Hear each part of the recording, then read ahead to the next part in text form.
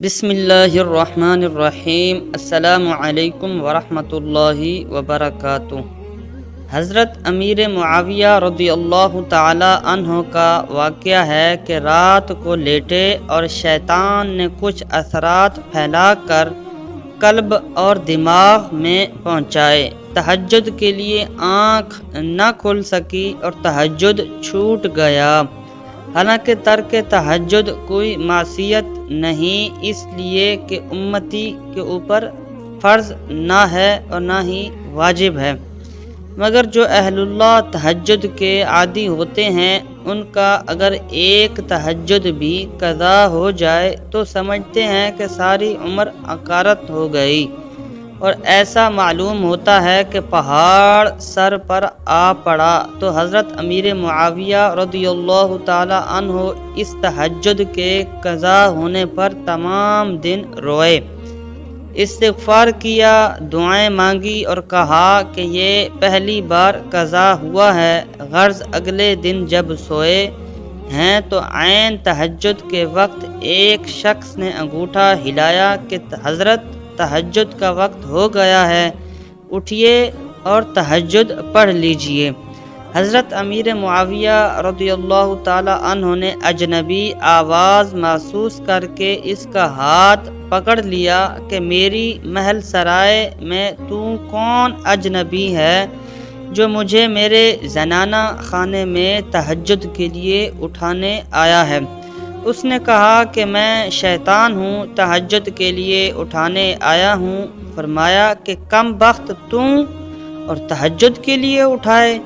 اس نے کہا جی ہاں، خیر خواہی ایک جذبہ ابھرا اور مجھے گوارا نہ ہوا کہ آپ کا تہجد قضا ہو۔ فرمایا کہ تو اور خیر خواہی کرے۔ اللہ تعالی نے فرمایا شیطان تمہارا دشمن ہے، تم اسے دشمن ہی سمجھو، وہ کبھی دوست نہیں بن سکتا ہے، اس لیے تو اور دوستی کرے یہ ناممکن ہے۔ سچ سچ بتا کہ تو کیوں آیا ہے، ورنہ میں بھی صحابی ہوں اور اتنی قوت رکھتا ہوں تیری گردن مروڑوں گا، اور اس کا ہاتھ مضبوطی سے پکڑ لیا۔ تب وہ اصلیت کھلی۔ اس نے کہا کہ اصل قصہ یہ ہے کہ کل میں نے ہی ایسی حرکت کی تھی کہ آپ کا تہجد قضا ہو گیا۔ میں نے کچھ ایسے وساوس اور آثار دماغ اور قلب پر ڈالے کہ آپ کو گہری نیند آ گئی اور وقت پر آنکھ نہ کھلی۔ آپ نے سارا دن استغفار کیا تو اتنے درجے بلند ہوئے آپ کے کہ 100 برس بھی تہجد پڑھتے تو شاید اتنے درجے بلند نہ ہوتے جتنے اس توبہ سے بلند ہوئے۔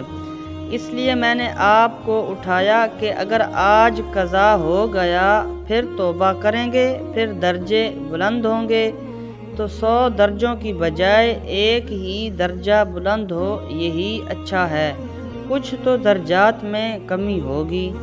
جب یہ اتنی بات اس نے سچ کہہ دی تب حضرت امیر معاویہ رضی اللہ تعالی عنہ نے اس کو چھوڑا اور فرمایا کہ صحیح ہے، یہ خباثت تیرے دل میں چھپی ہوئی تھی۔ بہرحال اولیاء کاملین سے گناہ کے سر زرد ہونے کا امکان بھی ہے اور عادتاً بھی ممکن ہے، اور وہ تقوی کے منافی بھی نہیں ہے، اس لیے کہ تقوی جڑ پکڑے ہوئے ہے، گناہ جڑ پکڑے ہوئے نہیں۔ وہ کچھ بیرونی اثرات سے گھر گرا کر شاذ و نادر ہی واقعہ ہو سکتا ہے، لیکن انبیاء علیہ الصلوۃ والسلام سے یہ چیز ممکن نہیں۔